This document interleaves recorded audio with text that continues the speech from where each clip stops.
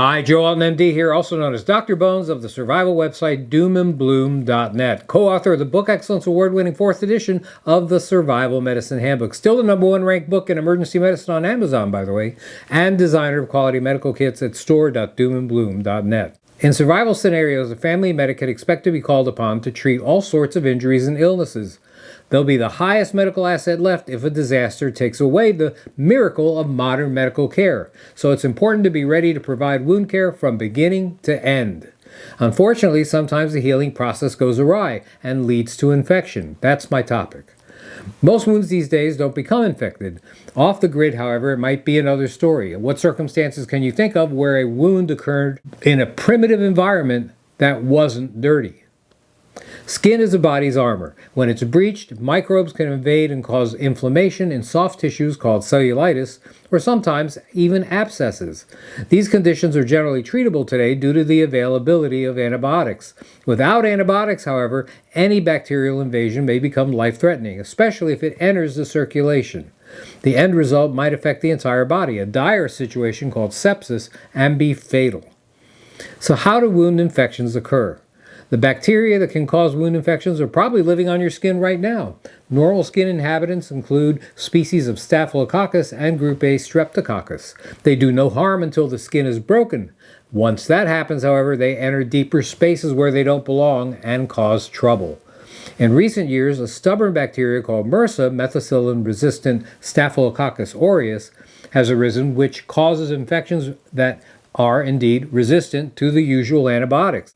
More rarely, other non-skin-related bacteria can cause infection, including the flesh-eating bacterium Vibrio vulnificus and many others.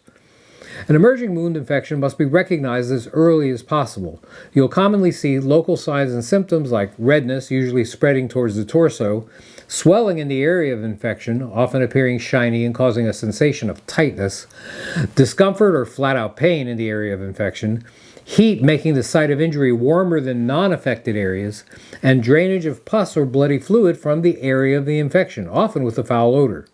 Once the infection enters the bloodstream, it affects the entire body, and you'll see different symptoms. You'll see fever and chills, fatigue, muscle aches, a general ill feeling, we call that malaise, stiffness caused by swelling of the tissue over joints, and indeed altered mental status. Left untreated, extreme cases lead to shock, organ failure, and eventually death. So how would you treat a wound infection? First, I should mention that wound infections aren't generally contagious unless you have an open wound yourself and contaminate it with material from the patient's wound. So you can treat the patient with confidence without becoming sick yourself. Cases of cellulitis commonly develop in extremities such as an arm or leg. This is where many minor injuries occur, especially in those who, off the grid, are going to be forced to perform activities of daily survival to which they aren't accustomed. Chopping wood for fuel? That might be an example. When was the last time you swung an axe? Simple actions can help. It's helpful to keep the limb elevated above the level of the heart. Warm, moist compresses to the affected area help inflammatory fluid to drain. And the use of ibuprofen or acetaminophen can decrease pain, discomfort, and even fever. A thorough cleaning to flush out debris, bacteria, blood, and other contaminants from the wound, that's very important. A solution of normal saline, quote-unquote, so-called for its resemblance to the salt content of blood, is helpful, and you can buy it commercially or make it yourself, pretty simply by filling a pot with a liter of water and covering it with a lid, adding 2 teaspoons of salt, boil, and letting cool with the lid on. Use it immediately on the wound or store in a sterile canning jar with a sterile lid. If sealed properly, it might last up to a month. During World War I, a mixture known as Dakin solution was used to treat and prevent infection in open wounds. It's still in use in certain situations today. To make quarter-strength Dakin solutions, the most commonly used concentration, you'll need to sterilize your equipment and wash your hands with soap and water. Then measure out 32 ounces, that's 4 cups of tap water, and pour it into a clean pan. Boil the water for 15 minutes with the lid on the pan, then remove from the heat. Add 1/2 teaspoon of baking soda to the boiled water, then measure 1 tablespoon plus 2 teaspoons, that's a total of 24 milliliters, of plain bleach and add it to the water. Place the solution in a sterile jar and close the lid, sterile lid, tightly. Then cover the entire jar with aluminum foil and protect it from light.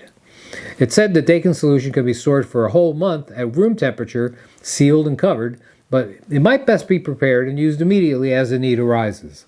Packing the wound wet to dry with moist, not soaked, dressings up to the level of the skin and then dry above should be performed at least daily. Twice a day is better if you have the supplies. By the way, you can never have too many medical supplies. To determine the progress of the infection, use a felt marker to outline the borders of the redness around the wound. If it's healing well, the redness will eventually recede. If it's getting worse, it will spread. In some cases, the body might resolve cellulitis on its own. When full recovery isn't forthcoming, however, treatment usually includes the use of antibiotics. These can be in the form of creams and ointments, called topical therapy, oral medications like pills or capsules, or IV drugs. Topical therapy, by the way, helps more to prevent an infection than to cure one. As most cases of cellulitis are caused by bacteria, they should improve and disappear during a 7 to 14-day course of oral therapy with medications in the penicillin, erythromycin, or cephalosporin families. Amoxicillin, ampicillin, cephalexin, azithromycin. These are some examples. MRSA cellulitis should be treated with clindamycin and the sulfa drug combination of sulfamethoxazole trimethoprim. You'll see it written as SMX-TMP. It's important to complete the full course of therapy. For exact dosing, use the search engine at Doom and Bloom and plug in the antibiotic's name, or consult your copy of either of our books, Alton's Antibiotics and Infectious Disease, the Layman's Guide, or the 4th edition of the Survival Medicine Handbook, the essential guide for when help is not on the way. This is Joe Alton, MD, that old Dr. Bones, wishing you the best of health in good times or bad. Thanks for watching.